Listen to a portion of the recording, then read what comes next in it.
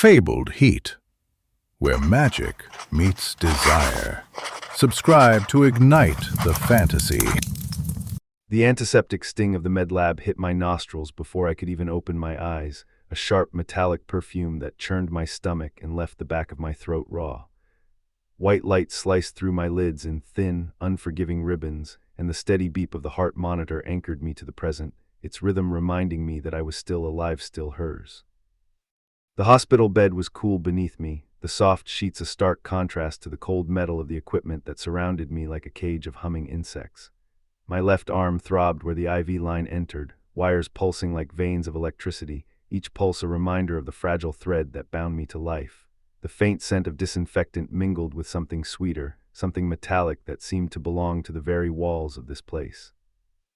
Ilara stood at the foot of the bed, her dark hair spilling like midnight silk over her shoulders, catching the harsh fluorescent light and turning it into a halo of shadow.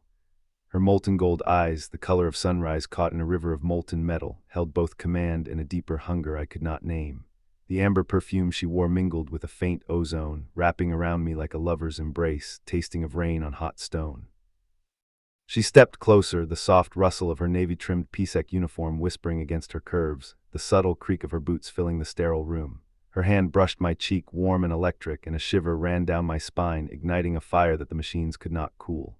"You're awake," she murmured, her voice low enough to be a caress. "We don't have much time." The console beside the bed displayed a blinking countdown 02:13, its red numbers pulsing in sync with my own racing heart.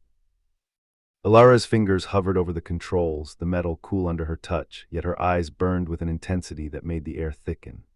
"Choose the truth, or we both die," she whispered again, the words a promise and a threat. My mind swam with fragmented memories. The night we stole a kiss beneath the moonlit arches of the citadel, the way her skin had felt against mine, soft, fierce, alive. The taste of her lips lingered, sweet and metallic, a reminder of the pact we had forged in blood and desire. Swallowed, feeling the IV line tug at my throat, and forced my voice out. "I choose you." A gasp escaped her, half relief, half triumph. She pressed a trembling hand to my chest, feeling the rapid thump of my heart against the thin fabric of my shirt. "Then we fight together," she said, and with a swift motion she engaged the emergency override, the countdown stuttering, then halting at 0001. The room erupted in a low hum as the power surged, the lights flickering to a deeper, violet hue. Energy crackled between us, a tangible current that made my skin tingle. Ilara leaned in, her breath hot against my ear, and whispered, "I have always been yours, and now you are mine, forever." In that moment the world narrowed to the heat of her body, the taste of metal on my tongue, and the promise of a love that could bend even the harshest of fates. The timer reset, the machine steadied, and we lay together, two women bound by destiny, desire, and the fragile thread of life that pulsed between us.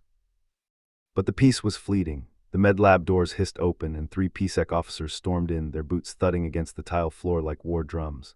Ilara's body tensed beside me, her hands slipping from mine as she turned to face them.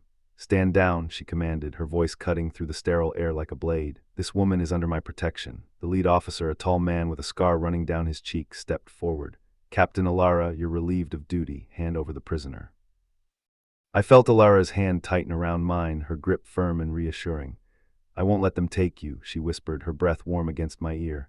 "We'll find another way." The lead officer's eyes narrowed. "You're making a mistake, Captain." Ilara's response was swift and decisive. She pulled a small device from her pocket, its surface gleaming in the harsh light. "I'm not making a mistake, I'm making a choice."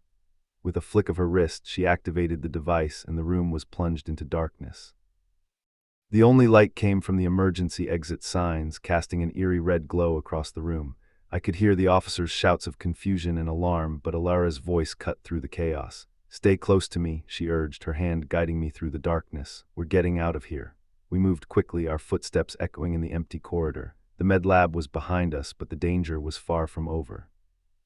We had to find a way off the station, to escape the clutches of the PSEC and the secrets that threatened to destroy us. As we ran, I felt a surge of adrenaline course through my veins, my heart pounding in my chest. Ilara's hand was a lifeline, her presence a beacon of hope in the darkness. We were 2 women on the run, bound by a love that defied the odds and a determination to survive. The corridor stretched out before us, a maze of shadows and uncertainty. But with Ilara by my side, I knew we could face anything.